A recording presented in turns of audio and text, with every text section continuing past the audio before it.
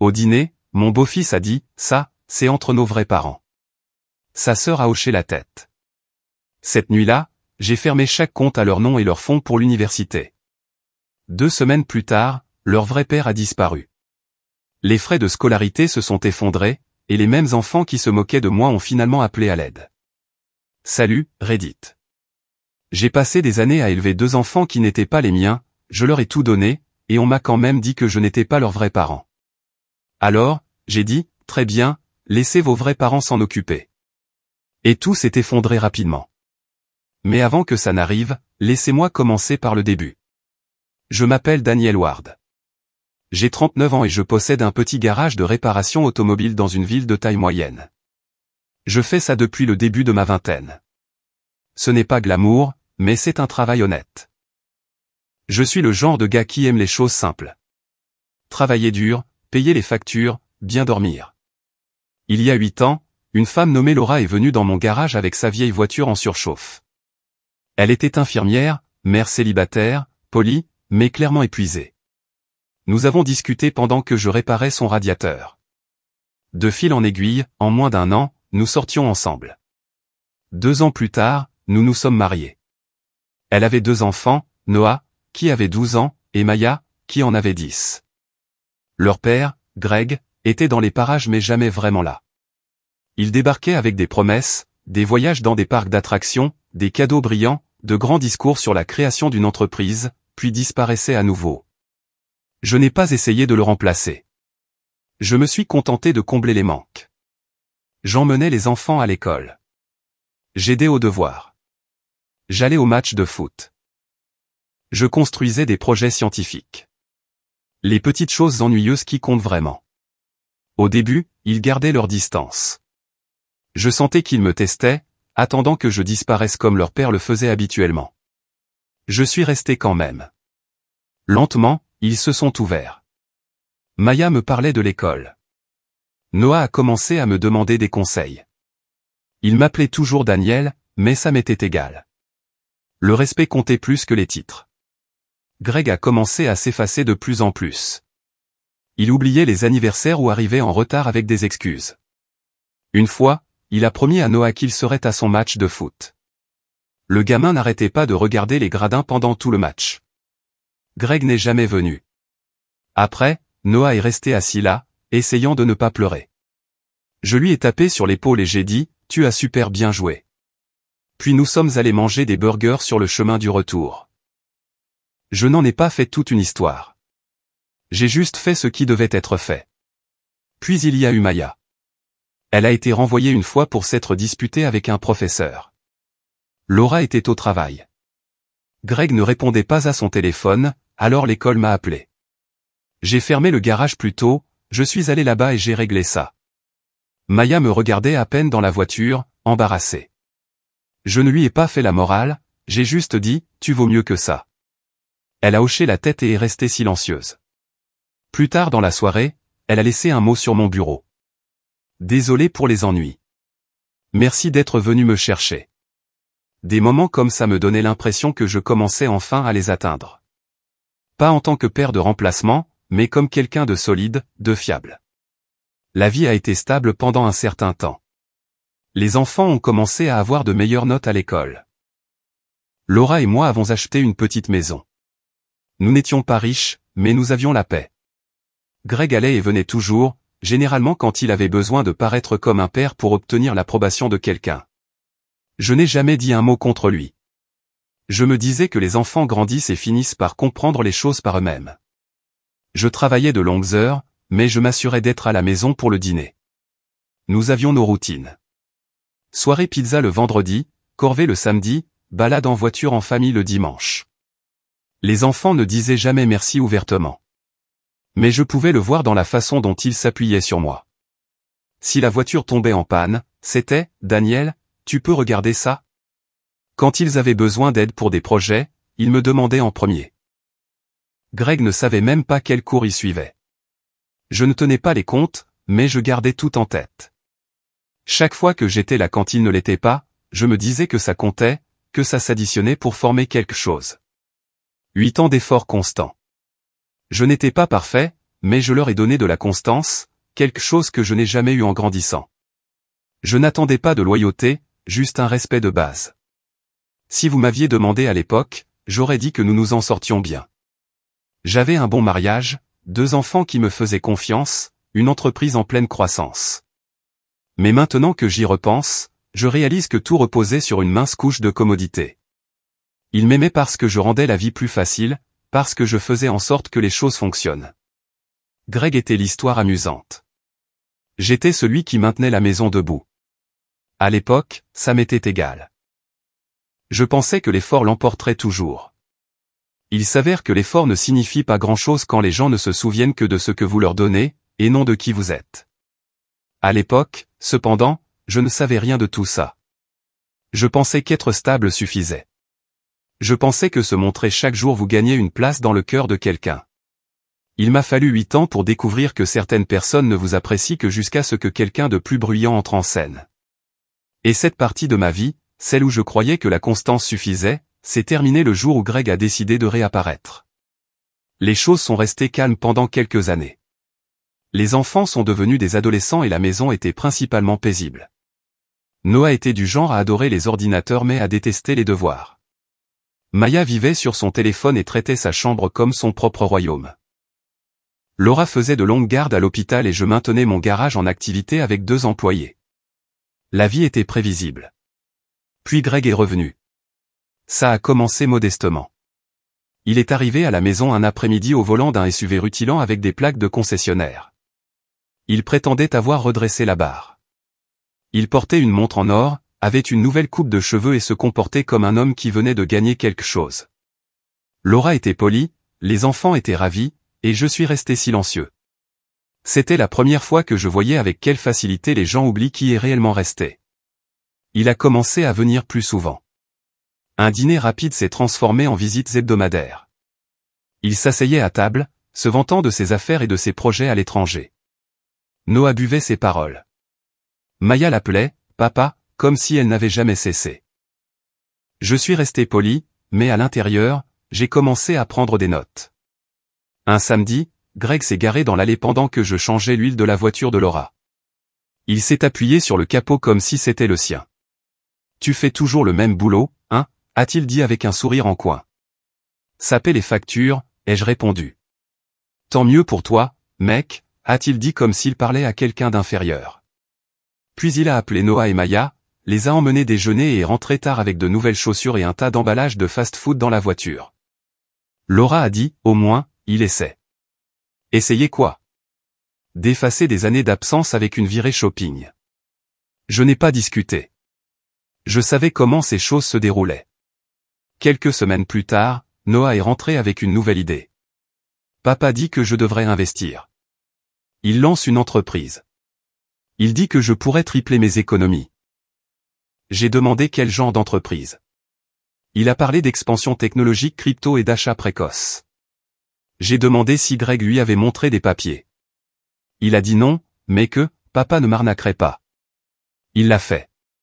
3 semaines plus tard, les 2750 € de Noah avaient disparu. Greg a cessé de répondre à ses messages. Noah ne l'a pas dit à Laura. Il me l'a dit tranquillement un soir dans le garage. J'ai tout gâché, a-t-il dit. Je sais, ai-je répondu. Leçon apprise. Je ne lui ai pas fait la morale. Je n'ai pas dit, je te l'avais bien dit. J'ai simplement viré 2750 € sur son compte le lendemain.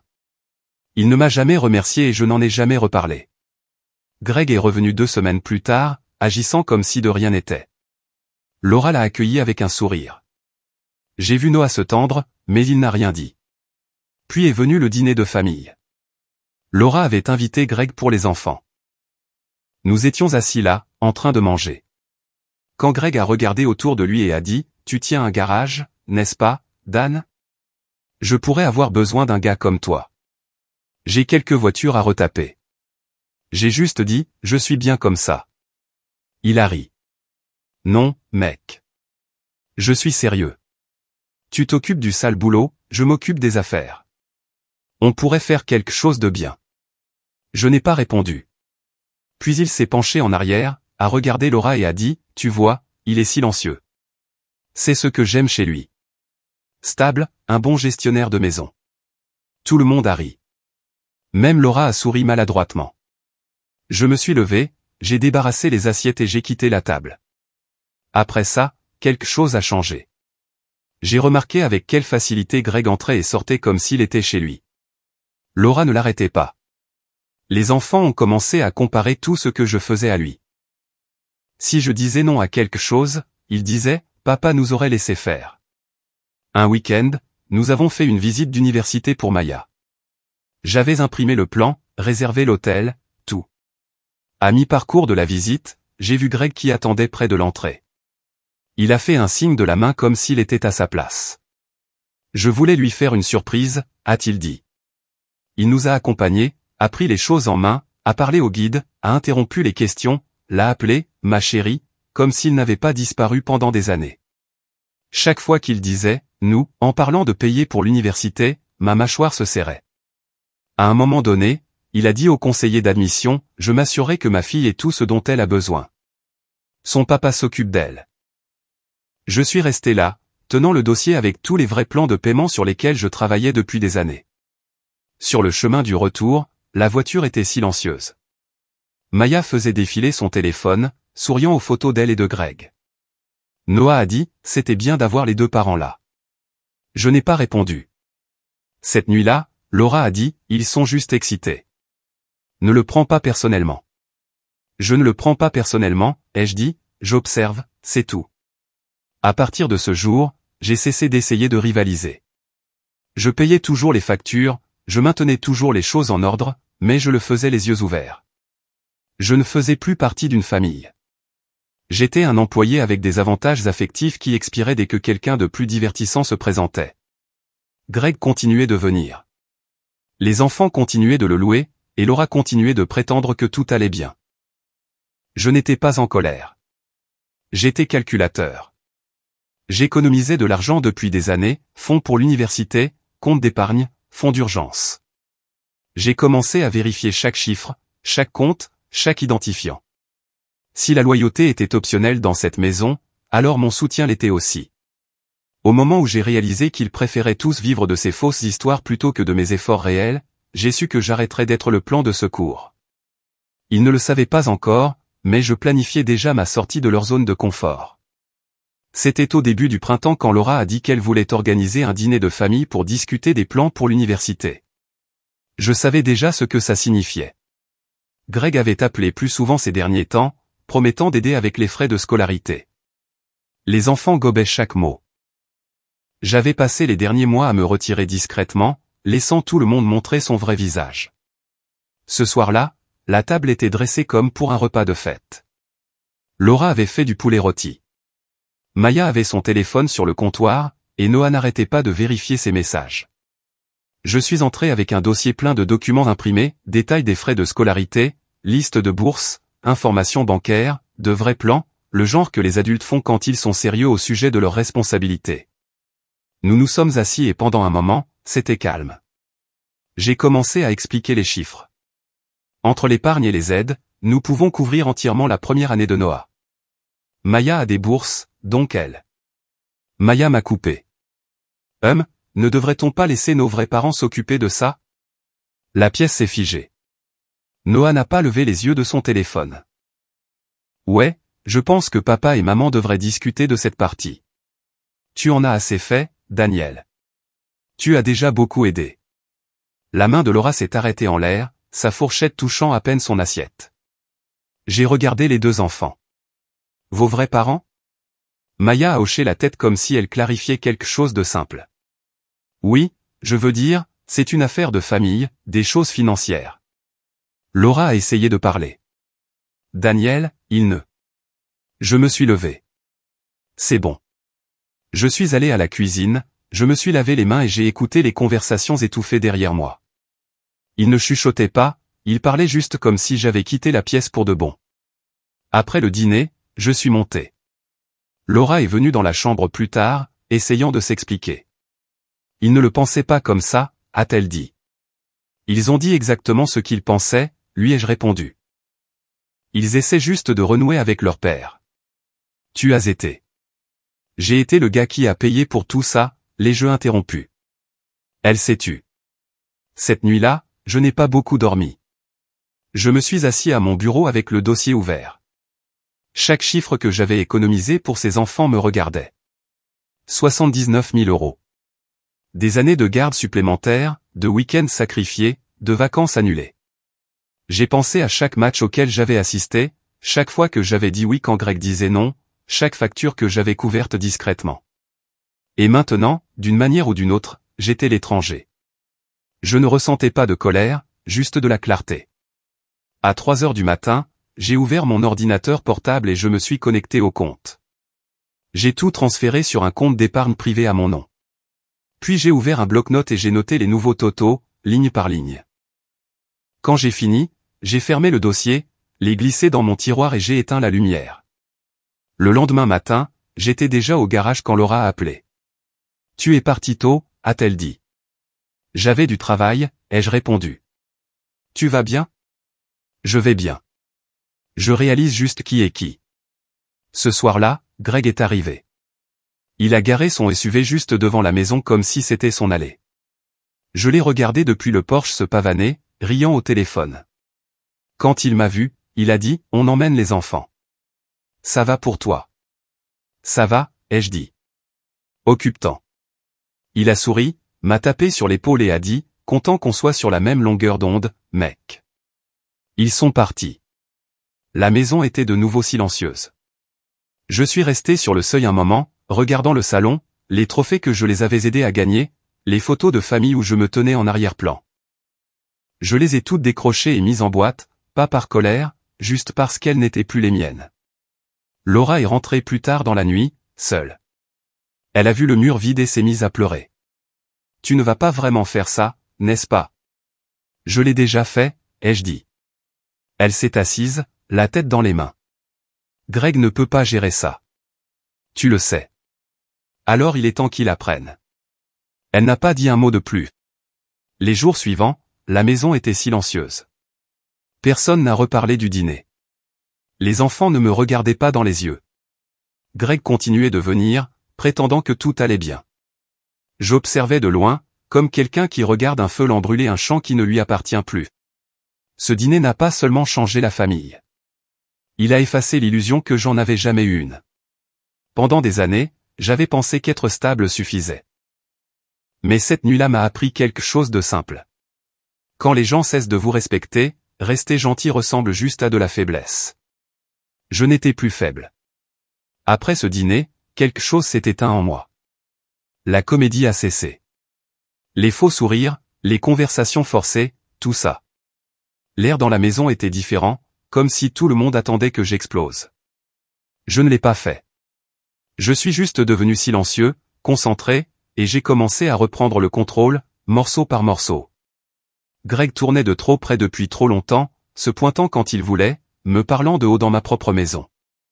Ça s'est arrêté là. Le lundi matin, je me suis réveillé tôt, je me suis connecté à mes comptes bancaires et j'ai commencé à fermer les portes, numériquement d'abord. Les fonds pour l'université des enfants, la totalité des 79 000 €, sont allés directement sur un nouveau compte personnel. J'ai appelé les 2 écoles et leur ai dit de retirer mon nom de tous les plans de paiement. Leurs parents biologiques seront désormais responsables, ai-je dit. Pas de colère, pas d'histoire, juste des faits. Puis j'ai commencé à tout couper. Le forfait téléphonique, l'assurance, les abonnements familiaux, les cartes de crédit conjointes, tout a disparu. Chaque facture que je couvrais par habitude était maintenant leur problème. Laura l'a remarqué le jeudi. Ma carte a été refusée à l'épicerie, a-t-elle dit. C'est parce que c'est ta carte, ai-je répondu. Son visage s'est décomposé. Tu ne peux pas faire ça comme ça, Daniel. Les enfants ont besoin. Ils ont 2 vrais parents maintenant, ai-je dit. Laisse-les s'en occuper. Cette nuit-là, Greg a appelé. Eh, mec. Laura panique. Tu as déplacé l'argent pour l'université? Oui, ai-je dit. Il a ri comme si c'était un malentendu. Tu ne peux pas retirer ça sans prévenir. Les dates limites pour les frais de scolarité approchent. Ce n'est pas mon problème, ai-je dit. C'est ton travail maintenant. Il a essayé de rester cool. Écoute, j'essaie d'arranger les choses. Peut-être qu'on peut trouver un arrangement, juste pour les enfants. Tu as eu des années pour arranger les choses, ai-je dit. Tu as choisi de jouer au papa quand ça semblait facile. Maintenant, c'est à ton tour de le faire vraiment. Il a haussé la voix. Ne rends pas les choses plus difficiles qu'elles ne le sont. Elles sont déjà simples, ai-je dit et j'ai raccroché. Le lendemain, j'ai installé un nouveau système de sécurité. Caméra, lumière à détecteur de mouvement, serrure à clavier, tous les codes changés. Désormais, personne n'entrait dans cette maison sans que je le sache. Si Greg essayait à nouveau, il serait filmé avant même que la police ne reçoive l'appel. Quand Laura est rentrée et a vu l'installateur remballer son matériel, elle a demandé « Qu'est-ce que c'est que tout ça ?» Des limites, ai-je dit. Tu vas trop loin. Non, ai-je dit. J'ai laissé les choses aller trop loin avant. Elle n'a pas répondu. Après ça, la maison est redevenue silencieuse. Pas de SUV dehors, pas de sonnette inattendue, juste le silence. J'ai changé les serrures du garage le lendemain aussi, au cas où. Au cours de la semaine suivante, j'ai tout finalisé. Les factures de services publics ont été mises au nom de Laura. L'assurance familiale a été divisée. Chaque papier qui me liait financièrement à eux a été réglé. Le vendredi, il n'y avait plus une seule facture dans cette maison que je n'avais pas choisi de payer. Laura a tenté une dernière fois de faire appel à moi. Tu coupes vraiment les ponts avec les enfants? Non, ai-je dit. Je coupe les ponts avec les gens qui me traitent comme un remplaçant. Ils sont juste jeunes. Non, ai-je répété. Ils sont assez grands pour savoir ce que signifie le respect. Elle s'est assise, secouant la tête. Ce n'est pas toi. C'est exactement moi, ai-je dit. Tu n'as juste jamais vu ce côté parce que je n'ai jamais eu besoin de l'utiliser. Je suis allé à mon bureau, j'ai verrouillé la porte et j'ai regardé la pile finale de documents, virements bancaires, reçus de clôture, titres de propriété mis à jour, tout aligné, propre et final. Ce dossier contenait autrefois leur plan pour l'université. Maintenant, il contenait la preuve que je n'étais plus le plan de secours de personne. Quand j'ai éteint la lumière et que je suis sorti, je ne ressentais pas de colère. Je me sentais calme. Pour la première fois depuis des années, je n'étais pas utilisé, négocié, ou pris pour acquis. Greg n'était plus le bienvenu près de moi, près de ma maison, ou près de mon entreprise, plus jamais. Laura le savait. Les enfants le savaient. La porte était fermée et j'avais fini de m'expliquer. Les retombées n'ont pas tardé. 2 semaines après avoir retiré l'argent, les fissures ont commencé à apparaître. D'abord sont venus les emails de l'université. L'université de Noah a contacté Laura en disant que son paiement des frais de scolarité n'était pas passé. Le lendemain, l'université de Maya a gelé son inscription pour des dossiers financiers non résolus. Je n'ai répondu à rien de tout ça. Laura a appelé pendant que j'étais au garage. Daniel, l'école dit que les frais de scolarité ne sont pas payés. As-tu fait quelque chose? Oui, ai-je dit. Elle a hésité. Tu as déplacé l'argent. C'est exact. Sa voix s'est élevée. Tu ne peux pas juste. Je peux, ai-je dit.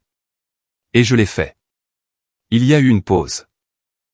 Tu les punis parce qu'ils sont des enfants. Non. Je laisse leurs vrais parents gérer leurs responsabilités. Elle a raccroché sans un mot de plus. Le lendemain, j'ai reçu le premier message de Maya. Tu avais dit que tu aiderais. Maintenant je ne peux même pas m'inscrire au cours. Tu as tout gâché. J'ai répondu une seule fois. Demande à tes parents. J'en ai assez d'être l'intermédiaire. 1 heure plus tard, Noah a appelé. Son ton était calme mais tendu. Greg a dit que tu gelais les comptes. Il essaie d'arranger ça. Alors laisse-le arranger ça, ai-je dit. Sois réaliste, mec. Tu sais qu'il ne le fera pas, alors c'est peut-être quelque chose que tu avais besoin d'apprendre, lui ai-je dit. Il a marmonné quelque chose dans sa barbe et a mis fin à l'appel. Quelques jours plus tard, Laura est venue au garage. Elle n'a pas appelé avant, elle est juste entrée pendant que j'étais sous une voiture. Mes employés ont arrêté de travailler une seconde en entendant sa voix. Je ne peux pas faire ça seule, a-t-elle dit. Tu n'es pas seule, ai-je répondu. Tu as Greg. Ne commence pas, a-t-elle lâché. Il est reparti. Alors on dirait que tu as de plus gros problèmes que moi. Elle m'a fixé un instant, puis a dit doucement. Ils sont aussi ta famille. Non, ai-je dit. J'étais leur stabilité. Il y a une différence. Elle a regardé le sol. Tu leur apprends la mauvaise leçon. J'ai essuyé mes mains avec un chiffon. Non, je laisse la vie leur apprendre celle qu'ils ont refusé d'entendre de moi. Elle est partie sans un mot de plus. Ce soir-là, un nouveau numéro s'est affiché sur mon téléphone. J'ai failli l'ignorer, mais j'ai quand même décroché. Greg. Et, mon pote, a-t-il dit, la voix trop joyeuse. Tu as vraiment mis le bazar, hein? Je ne suis pas ton pote, ai-je dit. Écoute, les tensions sont vives. Peut-être qu'on peut arranger ça. Les enfants sont stressés. Laura est en colère. J'essaie juste d'empêcher que tout explose. Tu veux arranger ça, ai-je dit. Paie leurs frais de scolarité. Oui, à ce sujet. Les liquidités sont un peu justes en ce moment, mais j'ai un truc en préparation. Ça ne m'intéresse pas, ai-je dit. Il a soupiré. Tu crois que ça te donne l'air fort, hein? Tout le monde dit que tu as surréagi. Tu aurais pu mieux gérer ça. Je l'ai très bien géré, ai-je dit. J'ai arrêté de financer des gens qui crachent sur mes efforts. Tu ne peux pas m'effacer, a-t-il dit, son ton changeant. Je l'ai déjà fait, ai-je répondu et j'ai raccroché. Après ça, j'ai bloqué son numéro. Le lendemain matin, j'ai transféré l'appel enregistré de la veille, celui où il se vantait de ses affaires. Je l'ai envoyé à Laura avec une seule ligne. Tu as protégé cet homme. Souviens-t'en. Elle n'a pas répondu, mais je savais qu'elle avait écouté. Plus tard dans la semaine, j'ai trouvé la voiture de Noah garée dans mon allée en rentrant du travail. Il était assis sur les marches, les coudes sur les genoux, fixant le sol. Tu aurais pu nous prévenir, a-t-il dit alors que j'approchais. Je ne pensais pas te devoir ça, ai-je répondu. Tu n'étais pas obligé d'utiliser l'arme nucléaire. J'ai essayé d'être silencieux, ai-je dit. C'est ce qui a construit cette maison. Personne n'a écouté. Il a secoué la tête. Tu crois que nous couper les vivres arrange quoi que ce soit? Ça arrange ma santé mentale, ai-je dit. Il a détourné le regard. Tu parles toujours d'être un homme de parole. J'imagine que ça ne compte que quand ça t'arrange. Je me suis arrêté à mi-chemin des marches du porche. Ma parole s'est arrêtée quand votre respect a cessé. Il s'est levé, frustré. Tu sais bien qu'on ne pensait pas ce qu'on a dit ce soir-là. J'ai entendu ce que vous pensiez, ai-je dit. Ça suffit. Il est parti sans un mot de plus. Plus tard dans la nuit, j'ai reçu un long message de Maya. Des paragraphes de colère, de culpabilité et d'excuses. Comment je l'avais trahi. Comment je voulais le contrôle. Comment je détruisais la famille. Je n'ai pas fini de le lire. Je l'ai supprimé et j'ai bloqué son numéro aussi. 2 jours plus tard, Laura a envoyé un texto. Greg est parti. Il a pris le peu d'argent qu'il avait et a de nouveau disparu. Je n'ai pas répondu. À la fin du mois, tout a commencé à s'installer dans un rythme étrange. Noah a trouvé un emploi à temps partiel dans un magasin d'informatique. Maya a trouvé du travail dans un café près du campus. Laura s'occupait seule de ses factures. Personne ne m'a rien demandé. Pour la première fois depuis des années, la maison est restée silencieuse. Pas de dispute, pas de culpabilisation, pas de fausses excuses. Je rentrais après avoir fermé le garage, je réchauffais de la nourriture et je m'asseyais à table tout seul. Je ne me sentais pas seul. Je sentais que je l'avais mérité. Une semaine plus tard, Laura est revenue me voir. Elle n'avait pas l'air en colère cette fois, juste fatiguée. J'ai entendu dire que Greg fait l'objet d'une enquête, a-t-elle dit doucement. Ça ne me surprend pas, ai-je répondu. Elle a pris une profonde inspiration. Tu avais raison sur toute la ligne. Je n'ai pas répondu. Elle m'a regardé un long moment. Tu ne t'en soucies vraiment plus, n'est-ce pas? Je m'en soucie, ai-je dit. Je ne me porte juste plus volontaire pour la souffrance. Elle a hoché lentement la tête, comme si elle comprenait enfin. Les enfants travaillent maintenant. Ils apprennent. Ce n'est pas facile. Ce n'est pas censé l'être, ai-je dit. Elle a regardé autour du garage avant de partir. C'est calme ici, a-t-elle dit. C'est paisible, ai-je corrigé. Quand elle est partie, j'ai fermé pour la nuit et je suis resté près de la porte un instant. Pas d'appel, pas de bruit, personne ne réclamant quoi que ce soit. La paix n'est pas venue avec le pardon. Elle est venue avec le silence. Et j'en avais beaucoup.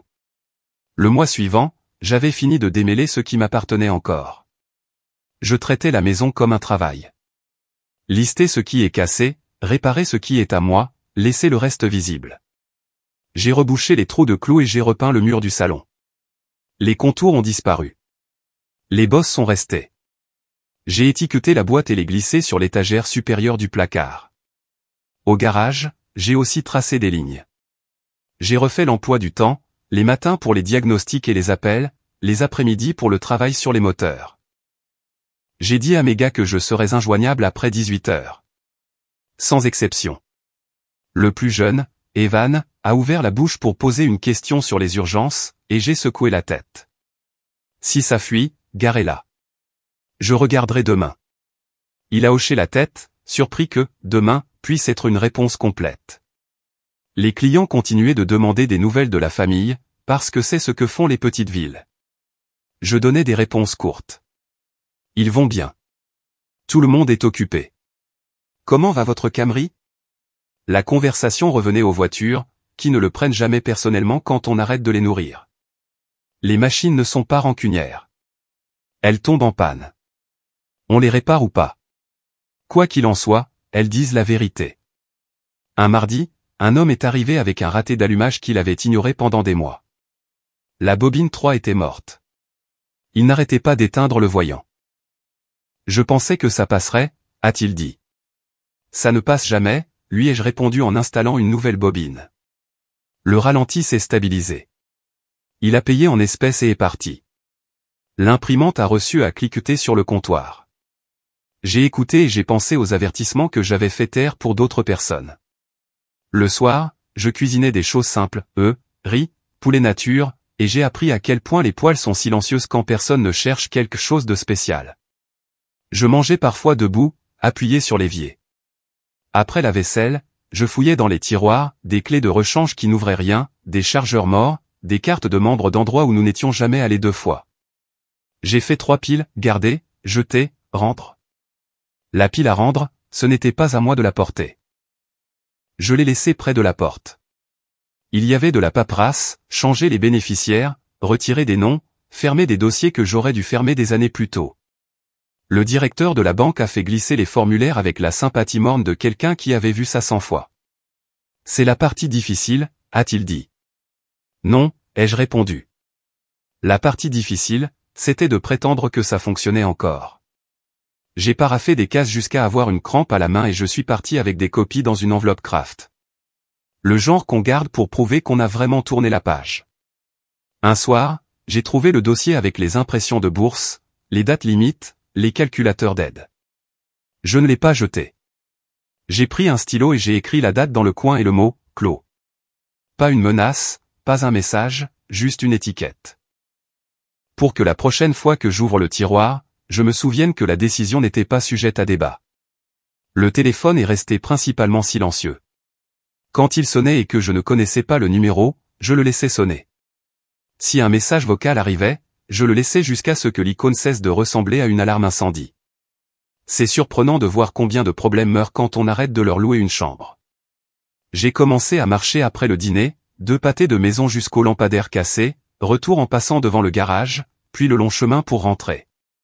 Je comptais les allées, les tâches d'huiler les chaises de Porsche. Personne ne s'asseyait dessus, sauf si des invités venaient. La ville sonnait différemment alors. Pas plus douce, juste honnête. Des chaussures sur le trottoir, un chien expliquant à nouveau les règles, une base derrière une porte qui ne fermait pas bien. Pas d'écouteurs. L'astuce était d'entendre ce que j'avais couvert de ma voix. Le 3e jeudi, j'ai écrit 2 courtes lettres. Une pour chaque enfant. Pas de leçon de morale, pas de liste de comptes, pas de conseils, juste une ligne sur ce que j'aimais quand ils étaient plus jeunes. Sa concentration penchée en construisant une ville en carton. Son sourire quand un boulon tenace a finalement tourné. J'ai daté les pages et les ai glissées dans la boîte avec les cadres. Éteindre une lumière de la bonne manière, sans briser l'ampoule. Le travail a repris. La rumeur se propage quand vos devis correspondent à vos factures et que les voitures repartent en silence. Je suis resté tard quelques soirs pour finir des travaux pour les livraisons du vendredi. Le parking avait l'air différent sans véhicule supplémentaire. Mon camion, 2 voitures de clients pour le matin, la vieille Corolla du garage, alignée droit. Des rangées propres créent leur propre calme. Je n'ai pas attendu d'excuses. Je n'ai pas préparé de discours. J'ai gardé l'allée balayée, le compresseur vidé et la petite caisse comptée. J'ai dormi. Pas de télé pour m'anesthésier, pas de défilement sur le téléphone, pas d'attente de phare qui ne tournait jamais. À 5 heures, je faisais du café et je regardais la course éclaircir. Je me disais ce que serait la journée, puis je faisais exactement ça. Si une pensée me disait que je devrais appeler, je la vérifiais comme un niveau de liquide. Est-ce que j'entretenais quelque chose qui fonctionnait à la tension ou est-ce que j'essayais de sauver quelque chose qui roulait mieux avec mon carburant que le sien? Si c'était la deuxième option, je refermais le bouchon et je remettais la bouteille en place. Pas cruel, précis. Certains soirs, je m'asseyais sur le porche et je sentais la vieille partie de moi chercher un problème à résoudre. Le tic de la main d'un homme qui garde le cliquet à portée de main même en dehors du travail. Je laissais l'impulsion passer. La planche restait immobile sous mes bottes. Une porte moustiquaire a claqué quelque part et personne n'a appelé mon nom. C'est le son d'une limite quand elle tient bon. Je n'ai pas célébré. Je n'ai pas fait de deuil. J'ai continué. Ce qui viendrait ensuite arriverait selon son propre calendrier. Pour une fois, ce n'était plus moi qui le poussais. 1 an s'est écoulé avant que je ne revoie l'un d'eux. La vie était devenue simple. Je me levais tôt, je gérais le garage, je formais mes 2 nouveaux mécaniciens et je rentrais chez moi dans le calme. La maison restait propre. Les factures n'étaient qu'à moi. Et le seul bruit la nuit venait du tic-tac de l'horloge au-dessus de la table de la cuisine. Pas de drame, pas de dispute, juste l'immobilité.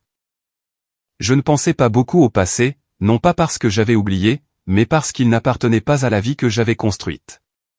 Laura a déménagé dans un appartement plus près de son travail après que Greg a disparu pour de bon. J'ai appris par un ami qu'il avait été arrêté pour fraude à la carte de crédit dans un autre État. Je ne m'y suis pas assez intéressé pour lire les détails. Noah et Maya ont tous les 2 trouvé un travail. On disait que Noah travaillait à plein temps dans un magasin d'informatique tout en suivant des cours du soir et que Maya était serveuse tout en économisant pour se réinscrire. Je n'ai pas pris contact. Je me suis dit qu'ils se manifesteraient s'ils étaient prêts à m'affronter. C'était un vendredi après-midi quand Noah est entré dans mon garage. Je ne l'ai pas reconnu tout de suite. Il avait perdu du poids, une coupe de cheveux plus nette, une posture plus droite. Il a attendu que je finisse de parler à un client avant de dire quoi que ce soit. « Salut », a-t-il dit. J'ai hoché la tête une fois. « Salut ». Il avait l'air nerveux. « Tu es occupé ?» « Toujours », ai-je dit en m'essuyant les mains. « Qu'est-ce qui se passe ?» Il a hésité, puis a sorti quelque chose de son sac, une enveloppe épaisse. « Je voulais te donner ça. » À l'intérieur se trouvait une photo de remise de diplôme. Il portait une toge et une toque bleu foncé, tenant son diplôme, souriant à l'appareil photo. « J'ai fini », a-t-il dit. Ça m'a pris plus de temps que prévu, mais j'y suis arrivé. « Bien », ai-je dit. Il a hoché la tête, se déplaçant d'un pied sur l'autre. J'ai tout payé moi-même. J'ai pris 2 emplois, des cours du soir. Ce n'était pas facile. C'est comme ça qu'on apprend ce que les choses coûtent, ai-je dit. Il a eu un petit rire. Ouais, j'imagine. Pendant un moment, l'air était gênant. Il essayait de trouver ses mots, mais aucun ne venait facilement. Je voulais juste dire, a-t-il commencé. Tu avais raison à propos de Greg, à propos de tout. Je n'ai pas répondu. Je l'ai laissé finir. Il promettait beaucoup, mais il n'a jamais tenu ses promesses. Avant, je pensais que tu essayais de tout contrôler, mais je comprends maintenant. Tu maintenais juste le tout ensemble. Je me suis appuyé sur le comptoir, regardant à nouveau la photo. C'est une bonne photo. Il a souri. Maman a dit que tu avais gardé le vieux dossier, celui avec tous les trucs pour l'université. C'est vrai, ai-je dit. Il a hoché lentement la tête. Alors peut-être que tu peux mettre celle-là dedans aussi. Pour mémoire. J'ai pris la photo et l'ai glissée dans le tiroir à côté du comptoir. Considère que c'est fait. Il a expiré comme s'il avait retenu son souffle tout ce temps. Tu n'as rien à dire, a-t-il dit doucement. J'avais juste besoin de venir ici et de te dire merci, même si je ne l'avais pas compris avant. J'ai fait un bref signe de tête. D'accord. Il a tendu la main. Je l'ai serré. Sa poignée était ferme. Puis il a dit, tu as été plus un père qu'il ne l'a jamais été. Je ne le voyais juste pas à l'époque. Je n'ai pas répondu. Il ne s'y attendait pas. Il s'est tourné pour partir, mais avant de sortir, il a dit, je garderai le contact, si ça ne te dérange pas, fais ce que tu penses être juste, ai-je dit. Il a de nouveau hoché la tête, puis est parti.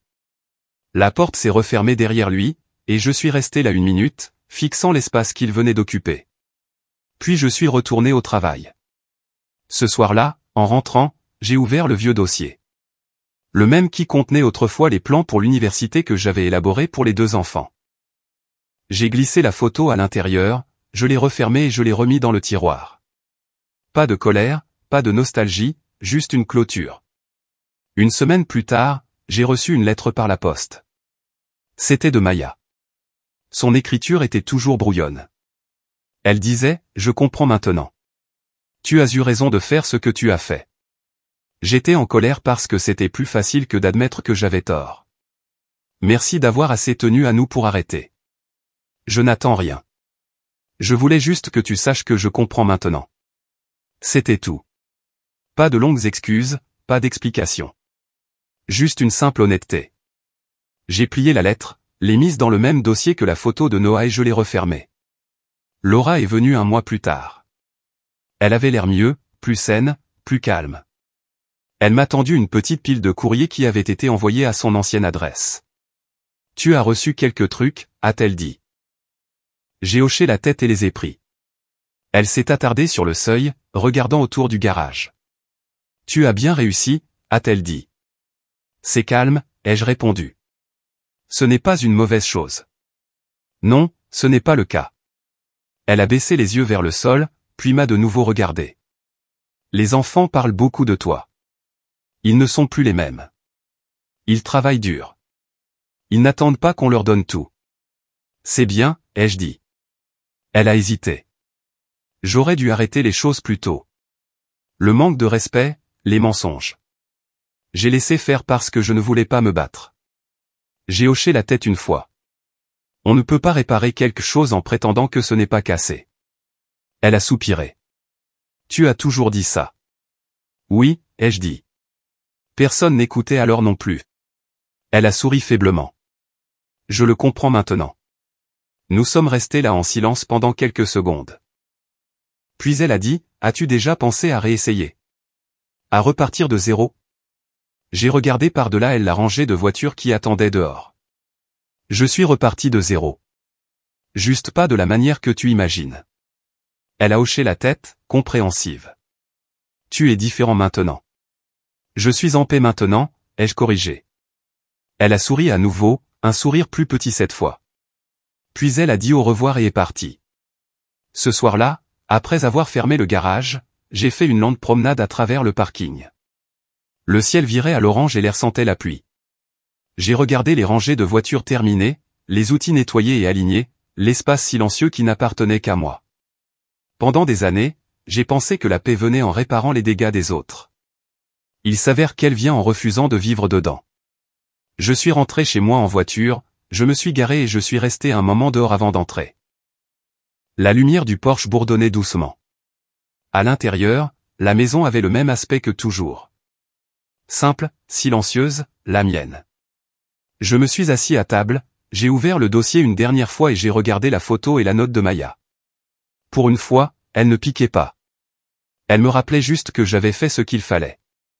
Je n'ai pas perdu une famille. J'ai arrêté de prétendre que j'en avais une. Et pour la première fois depuis longtemps, j'avais l'impression de gagner. Si vous avez aimé cette vidéo, cliquez sur le bouton d'abonnement. Cela aide vraiment la chaîne et nous aide à vous proposer des histoires plus nombreuses et de meilleure qualité. Merci.